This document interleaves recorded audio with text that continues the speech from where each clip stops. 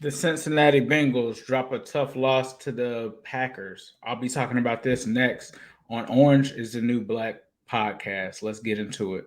Hello, world. What separated your deep ball from everybody else? My deep ball, it has a little secret sauce to it, man. Never get too high, never get too low, but just keep moving. The whole story is Carlos never beat me in any kind of sports in high school. Hello, world. It's your boy Ace Boogie. Me and Zim had conflicting schedules, but he did drop his recap. So if you are watching this on YouTube, you only get mine. But if you do listen to the audio, you will get Zim's half of what happened today. Obviously, we're here to talk about the Bengals versus the Packers, and the Bengals taking that L earlier today. Unfortunately for us, right? It was now I don't want to sell the Bengals short, right? I don't want to start it out this way into a whole negative kind of spin on things. The Bengals showed up for this game, right? They were in it to the very end. This was a game that went into overtime. It was a game that we all looked forward to seeing what the Bengals could do, right? This was a measuring stick, I think, for us as a team to look at this team and see just how good they were. You know, we came into this game 3-1 versus a Packers team that many consider kind of a Super Bowl contender or contender period. So this was going to be a good benchmark for the Bengals to try to gauge how good of a team that they were. And I think that the Bengals really did that in terms of coming out and matching the Packers' energy. Unfortunately for us, though, they fall short. And, you know, there's several things that I could point to. But the one thing that I will say is this. I'm not here to just give the Bengals credit for almost beating the Packers. That's what I'm not here to do. So I will once again acknowledge it, but I will not give them credit for almost beating a good Packers team because I feel like the Bengals should have won this game. I think that they had plenty of opportunities to do it. I think that they fought hard. I think that the offense was up and down, to say the least, throughout this game. And for the most part, it's really weird when you look at some of the stats that you look at from this game in terms of time of possession, because for the most part, up until overtime, the Bengals didn't really have the ball that much, right? They were trying to stop an Aaron Rodgers offense that consisted of Devontae Adams, who had a field day today. And it was a bit weird with Devontae Adams because there were times when Cheeto was on him, and I think that Cheeto did a great job on him. And then there were other times that he wasn't on him when Cheeto got hurt, and other plays where he had different matchups. And so Devontae Adams did what he did. But at the end of the day, it's Devontae Adams. I'm not honestly too surprised with that. And I feel like they did a great job on Aaron Jones up until the end of the game where he breaks through and gets that big run. But overall, I think based off of the situations that this defense was put in, you know, to have to stop this offense and limit them to 30, especially a team like the Packers, given all of the possessions that the Packers had, to hold them to 4 of 11 on third down, to hold them to, 63 total plays and only having them score 25 points, I think was a great effort by the defense. The offense, though, was inefficient. You talk about them being 5 of 14 on third down. They were pretty decent on second down. They allowed 3 sacks. I think one of those was actually on Samaje Perine. 2 of those were on the offensive line. They gave up 2 penalties. They had 5 punts, right? The Bengals only allowed the Packers to punt twice, and they punted 5 times. That is, from what I can see, just the tail of the tape, that is a big issue right there. 2 interceptions thrown, but believe it or not, the Bengals actually led in time of possession, 34-33.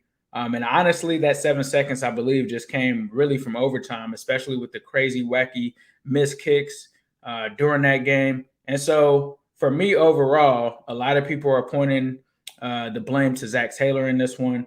I'm going to say this. Could Zach Taylor have made some better decisions? Yes, I think so. There were times where I felt like they should have gone for it, given the circumstances, especially on some of those fourth downs, especially when they were going for the win. And I did feel like sometimes there were some conservative things done there.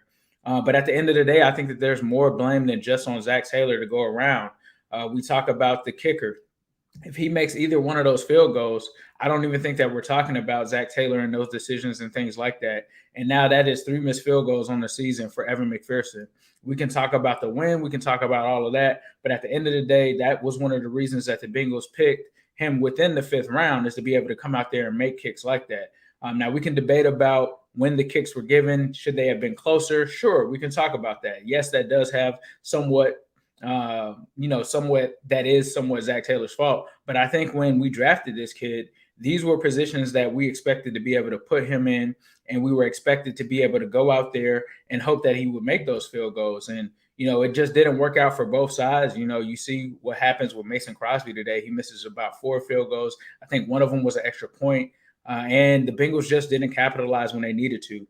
Another thing that I will point to is another play that really hurt the Bengals, especially to start overtime, was kind of some of the ball security, especially when Joe Burrow throws the interception on the miscommunication. Really reminded me a lot of that Bears game where he was looking to once again get it to Tyler Boyd, takes his eyes off of that linebacker, and these linebackers are out there making plays. Now, one thing that I will say is that the linebacker claimed that the Bengals have shown something on film where he just automatically knew that it was a screenplay. So he read that, knew what was coming, ended up being ahead of the game and picking that off. Now, you could talk about that being on Zach Taylor, these offensive plays. They'll have to look at that and figure out what it is that kind of gave that play away, because this is, 2 big plays in games where that has really bitten them for the worst, especially when you talk about the Bears game with Roquan and you talk about this game with the linebacker for the Green Bay Packers. And then for them not to be able to take advantage of Jair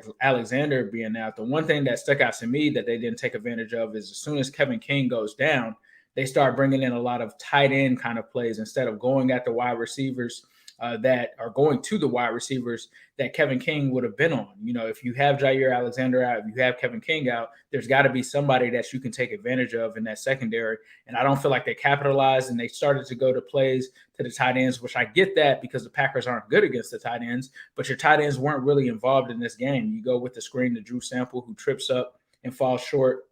But overall, I just didn't like the aggressiveness from Zach Taylor in terms of those situations. If we're going to talk about Taylor, that's what I didn't like. I think that there were some other plays where they could have went to Chase more. I think that they could have gone to Tyler Boyd way before the second half of the game. You had T. Higgins that had some crucial drops. There's a lot of blame that could go around to all of these guys.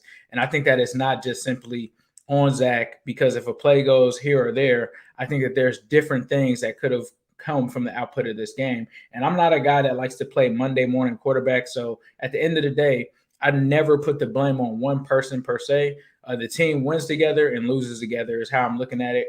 And obviously we wanted this win bad because they were so close to getting this, but they didn't. And I can also point to the offensive line. A lot of people talk about that as well. I think there were penalties all over the place in terms of, well, not really all over the place, but there was a crucial penalty on Quentin Spain that was called. Jonah Williams ends up giving a sack, but I think that that's actually due to Carmen allowing his guy to get pushed inside. So they didn't really have a clean pocket for Joe Burrow. And even though they only gave up 2 sacks, there were plays like the one where he tried to take a bomb to Chase to try to step up in the pocket, and he just didn't have the foot space to do it.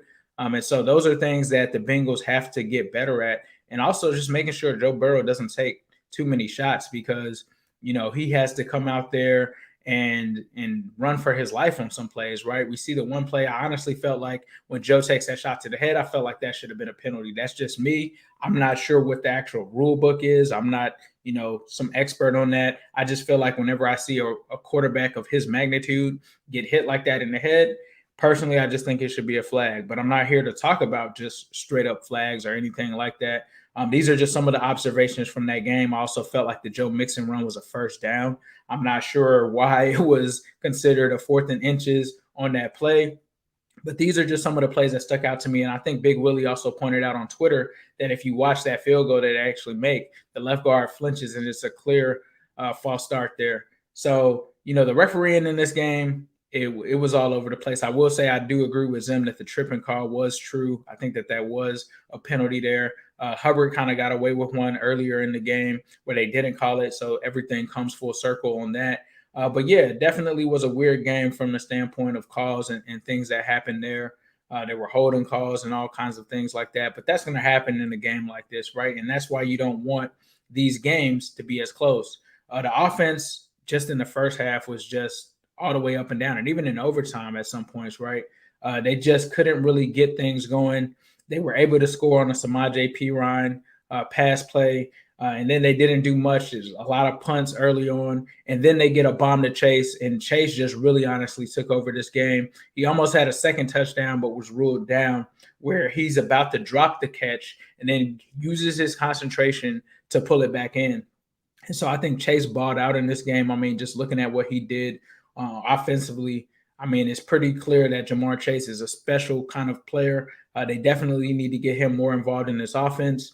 I also question, I think it was a play where they had Chase in the backfield. I like the play, but I believe that they just did a quarterback sneak with Joe Burrow. I'm kind of scratching my head on that play as far as what they were thinking on that one. But I understand that they're trying to mix it up. They're trying to add some trickery to this offense. It's definitely in dire need of it.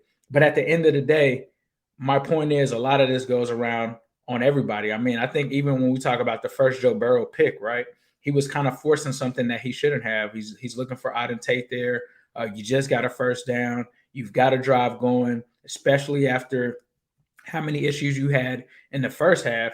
I think he's got to play smarter in terms of the decision making there. And, that really hurt the offense. It really did. So I think that there's enough blame to go around. I think you could say Zach. I think you could say Burrow in some instances. I think that you could also say the offensive line. I think that you could also say Evan McPherson, because honestly, let's just be real. Like, if he makes that, we're not even having this conversation right now. If he makes any of those field goals, we're just not having this conversation about anything. We're not having a conversation about T. Higgins drops. We're not having a conversation about anything. So the one thing that I will say is they've just got to get more consistent offensively. And I feel like we say that week to week. I think that it's coming. I think that they're just trying to gain this chemistry. And unfortunately, they had to learn and hang with this chemistry under a team like the Packers. The thing that I will say is, even though they had bumps in the road, they still stuck this Packers team that's considered a team that they're going into the last dance. This is a team that's been building for seasons over there in Green Bay, and they were able to stick with this team. So I think that shows that the Bengals are legit. Like, let's just be real. They're legit, but they have to learn how to beat good teams. We've been able to beat bad teams outside of the Bears in these circumstances, but they got to be able to beat some of these better teams. We got some super chats here. It's still early. We will win more games. Houday from my man Nandon. Appreciate that, Nandon. I had another one here. Aquila the Great, my guy, for $5. Appreciate that. He says that Chase has been the entire offense, and the offense reflects Taylor, inconsistent and unreliable. I get it. I will say they have been inconsistent, but at the end of the day, we got to get more consistent. I mean, I think Chase, definitely, we got to call his number earlier. Got to get Boyd involved earlier.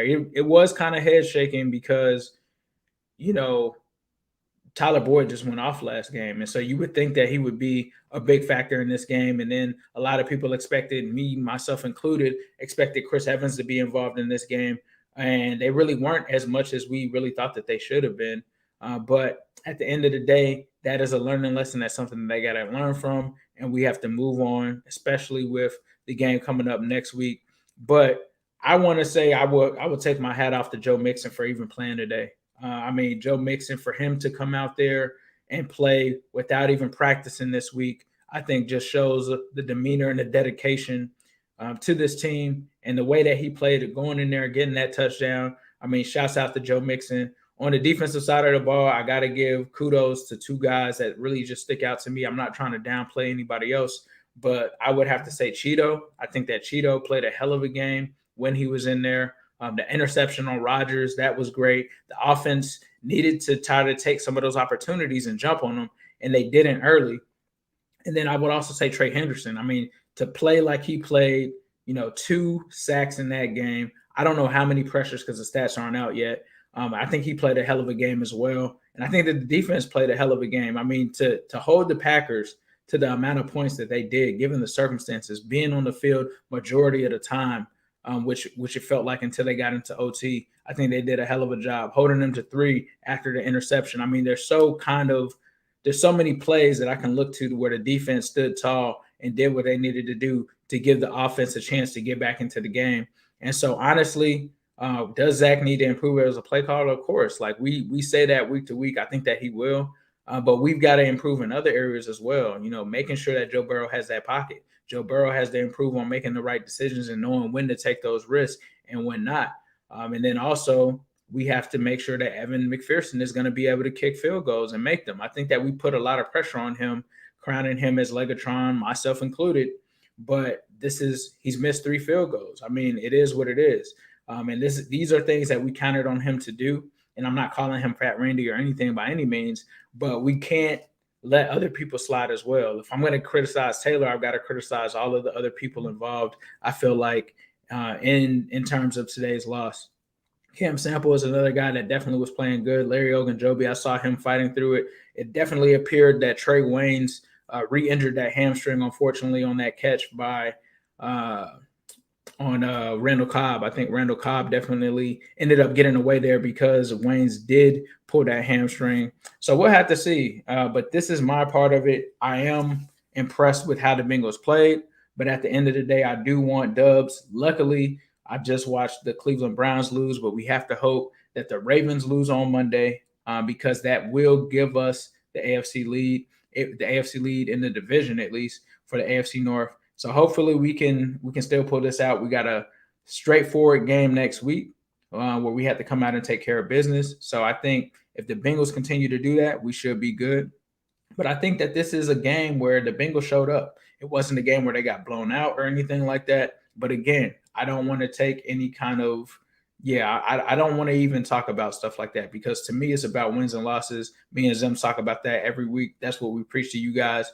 But I'm not down on this team by any means. I think that they showed that they belong today. And I think that they have plenty left in the tank. And we'll have to see what's going on for them next week. So I'm going to go ahead and end it here. I appreciate you guys for tuning in. This has been the Orange is the New Black podcast. Of course, we are sponsored by Midwest Best Barbecue. Please stop in there, check out some brisket fries. They got some chicken wings and stuff going on there. The sweet tea and lemonade combo, bro. That I personally don't even like sweet tea like that, but that combo was crazy when I had it when I was in town. So please be able to stop by there. We also are going to be doing some giveaways for more coupons. They're just good people. They have good food. Please be sure to check them out. They also have some things going on that are special during the Sundays where you can get all kinds of deals there. So please be sure to check them out. But of course, I'll end this with a yes, sirski. Hello, world. What separated your deep ball from everybody else? My deep ball, it has a little secret sauce to it, man. Never get too high, never get too low, but just keep moving. The whole story is Carlos never beat me in